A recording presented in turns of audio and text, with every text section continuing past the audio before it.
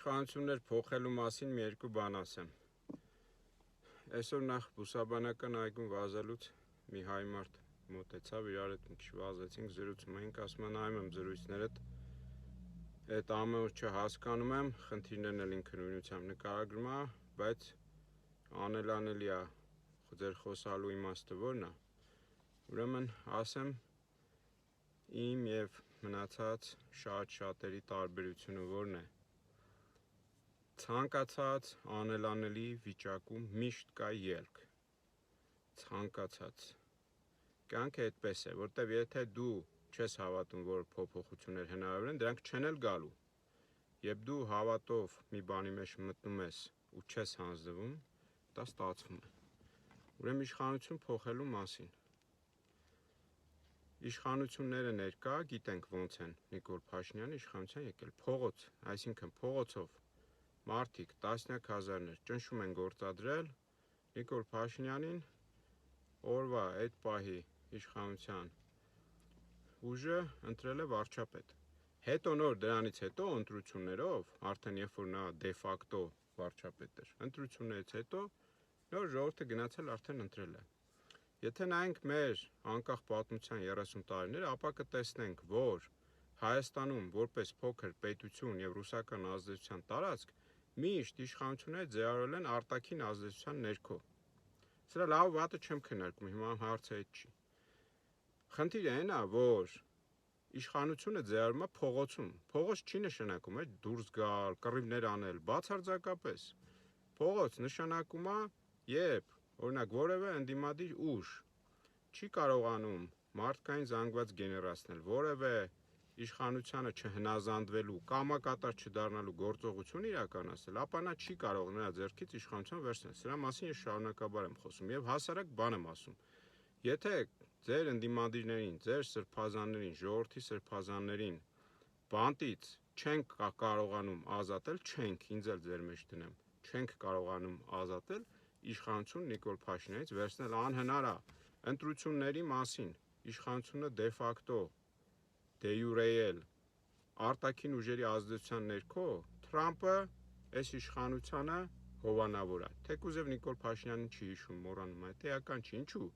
Այնտեղ մի հատ միջանցք են դրել Թրամփ ուղի, իրան ասելու են դե սա է իրականացնողը, որ փոխվի ընդդիմություն կա հնարավոր է չիրականացվի, նա պահելու է այդ իշխանությունը։ Դա այն մարդն է, որ Ալիևը երբ իմացավ 20 տարի նախագահում, ուրախացավ, գոված, ասես մալադեց քեզ։ Ես իմ աշկով տեսել, լսել եմ։ Այդ մարդը ասում է, ինչքան տարի ես կառավարում, ասում է արդեն 20-ի մոտ է, ինչ է դրա կառավարումը։ Իրանց ընտանիք հանդրձ 30 ավել տարի։ Մարդը գովում, ասում է մալադեց քեզ, ապրես, ուժեղ տղա ես։ Հիմա այդ մասն է։ Եվրոպացիները իրանց ՀԿ-ների ցանցով միանշանակ մտել են սրա իշխանությունը պահելու։ Իրանք ցուցումը տենց էլ տալիս են, բոլոր ՀԿ-ներին ում ֆինանսավորում են, իրանք այդ ովքեր լսում են հիմա ՀԿ-ներից, շատ լավ գիտեն իրանց ինչ ցուցում է եկել։ Դա հանրային չեն ասի։ Դեսպանատներում կհավաքեն, նույն Ֆրանսիայի մյուս կասեն, այս իշխանություններին պետք է պահեք։ Ռուսաստանի մասին, Ռուսաստանը ինքը իր շահերը գերտերություն է, մեկը սպասարկելու է, մեզնով կլինի, Ադրբեջանով կլինի, ինքը անելու է, եթե մենք խելացի ենք լինում, կարա մեր հետ էլ անի, չէ, մեզ էլ վարի կտան կգնա։ Հիմա ես ինչի համար եմ ասում, ժողովուրդ ջան, հայր ջան, մեր բոլորիս հնարավորությունը, ես ասում եմ, հոգևոր առաջնորդությունն է։ Բագրատ Սրբազանը պատահական մարդ չի եւ պատահական փողոց դուրս չէր եկել։ Նա հայ ժողովրդի հայրից դուրս եկած ձերն է, ձեր մարդն է։ Ես մի դրվագ պատմեմ։ Դուք այդ սուտ կեղծած, սուտ ասած գաղտնալսումները, որ արել էին, որտեղ ես էլ եմ բարբերաբար ինչ որ տեղեր երևում, բայց կեղծել էին, մոնտաժել էին։ Այդ գաղտնալսումները մի հատ պահանջեք իշխանություններից, թող ամբողջական հələ դնեն, լսեք։ Դրվագ կա, երբ Բագրատ Սրբազանի հետ խոսում ենք, մարդը բարկացած ընդդիմադիր որոշ մարդկանց գործողություններից։ Ասում է, ես իրան հարց եմ տալիս, ասում Սրբազան, բա երբ որ էսա վիճակը, դու ո՞նց ես տեսնում փոփոխությունը։ Մարդը հստակ պատասխանում է, զայրույթի ժամանակ, ասում է, այս խնդիրը միայն ժողովրդով է լուծվելու։ Այդ մարդը իր հավատը ամեն ինչը դրել է ժողովրդի համար, ինքը ժողովրդի մեջից հելած է, բայց այդ ժողովուրդը չի ուզում այդ մարդուն Երբ իրան հիմա կոպիտ ասես գողացել տալ գերության մեջ եմ պոմ, չի ուզում հետևից գնա, տես ոնց կլինի փոփոխություն։ Ուրեմն ես ասում եմ, այն հանրային մեղադրողները դատարանում ժողովուրդ ջան, որ սրբազաններին մեղադրում են, ձեր անունից են մեղադրում։ Դրա համար են իրենք կոչվում հանրային մեղադրող։ Ձեր անունից իրանց քրեական մեղադրանք, տերորիզմի կեղծ մեղադրանք է ներկայացվել։ Եվ դա հանելու միակ ձև կա այս իշխանություններով։ Երբ տասնյակ հազարներով մարդիկ փողոց դուրս գան խաղաղ, անհնազանդության, ես կրկնում եմ խաղաղ բառը, որտեղ մենք չենք կարող հայ հանդեպ չի կարող բռնություն գործադրել։ Մեր խնդիրը արտաքին աշխարհի հետ է եւ ներդրված իշխանությունների։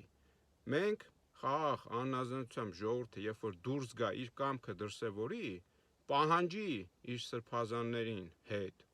այս իշխանությունը հանձնվելու է, հետ քայլ է անելու։ Այդ հանրային մեղադրողը այդ մեղադրանքը հանելու է, տեսնելու է, որ ում անունից, որ ինքը մեղադրում է, դեմ է դրան։